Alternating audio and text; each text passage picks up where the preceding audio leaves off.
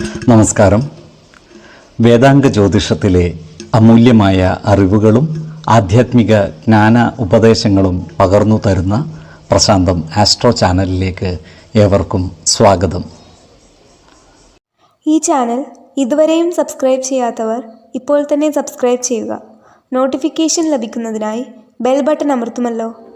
ഒപ്പം channel like ചെയ്യുക, share ചെയ്യുക, കമൻറ്റ് ചെയ്യുക. കൊല്ലവർഷം 1200 ആണ്ടിലെ ചിങ്ങ സംക്രമം പൂരാടം നക്ഷത്രത്തിലാണ്.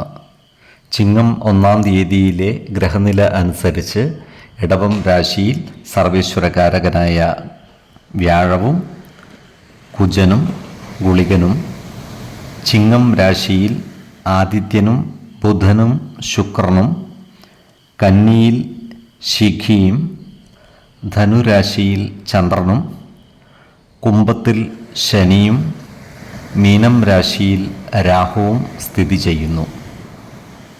ചിത്തിര നക്ഷത്രത്തിൽ ജനിച്ചവർക്ക് ചിങ്ങമാസം പൊതുവെ ഗുണദോഷ സമ്മിശ്രമായിരിക്കും. കർമ്മ മേഖലയിൽ കാര്യങ്ങൾ അനുകൂലമാണ്. ജോലിയുമായി ബന്ധപ്പെട്ടുള്ള യാത്രകൾ കൂടുവാനുള്ള സാധ്യതകൾ കാണുന്നുണ്ട്.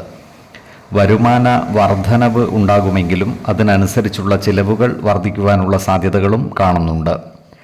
നല്ല സൗഹൃദങ്ങൾ നിലനിർത്തുവാൻ ഇവർ പരമാവധി പരിശ്രമിക്കുന്നതാണ്. സുഹൃത്തുക്കളുമൊത്തു ചിലവഴിക്കാൻ ഇവർ കൂടുതൽ സമയം കണ്ടെത്തുന്നതുമാണ്. കുടുംബത്തിലെ കാര്യങ്ങൾ ഭംഗിയായി നടക്കുമെങ്കിലും ചെറിയ ചെറിയ കാര്യങ്ങളിൽ മനസ്സ് അസ്വസ്ഥമാകുവാനുള്ള സാധ്യതകളും കാണുന്നുണ്ട്. കന്നിക്കൂറുകാരായ ചിത്തിര നക്ഷത്രക്കാർക്ക് സാമ്പത്തിക കാര്യങ്ങളിൽ കൃത്യമായ നിയന്ത്രണം സാധ്യമാകുന്നതാണ്. ഇവർക്ക് ജീവിത പങ്കാളികളിൽ നിന്നും സന്താനങ്ങളിൽ നിന്നും നല്ല സഹകരണം ലഭിക്കുന്നതുമാണ്. അതിനനുസരിച്ചുള്ള മാനസിക സുഖം ഇവർക്ക് ലഭിക്കുന്നതുമാണ്. ശത്രുതാ മനോഭാവം വെച്ച് പുലർത്തുന്നവരെ അണുനയിപ്പിക്കുവാനും ശത്രുത ഒഴിവാക്കുവാനും ഇവർക്ക് സാധിക്കുന്നതാണ്. അതുപോലെ ഇവർക്ക് രോഗമുക്തിയും സാധ്യമാണ്. എന്നാൽ തുലാക്കൂറിൽ ജനിച്ചവർക്ക് സന്താനങ്ങളെ കൊണ്ട് മനോവിഷമം നേരിടുവാനുള്ള സാധ്യതകൾ കാണുന്നുണ്ട്. അതിനാൽ ഇവർ മക്കളുടെ വിദ്യാഭ്യാസം, വിവാഹം തുടങ്ങിയ കാര്യങ്ങളിൽ കൂടുതൽ ശ്രദ്ധ പതിപ്പിക്കുന്നത് ഗുണകരമായിരിക്കും. ഇവർക്ക് സർക്കാരിൽ നിന്നും കിട്ടുവാനുള്ള ആനുകൂല്യങ്ങൾ ലഭിക്കുന്നതാണ്. അതുപോലെ ആരോഗ്യകാര്യത്തിൽ ഇവർ ഒരു പ്രത്യേക ശ്രദ്ധ പുലർത്തി മുന്നോട്ട് നീങ്ങേണ്ടതുമാണ്. ഏതു കാര്യം ചെയ്യുമ്പോഴും 2 വട്ടം ആലോചിച്ചു മുന്നോട്ട് നീങ്ങുന്നതാണ് ഗുണകരമാവുക. 15, 21, 23 തീയതികൾ അനുകൂലമാണ്.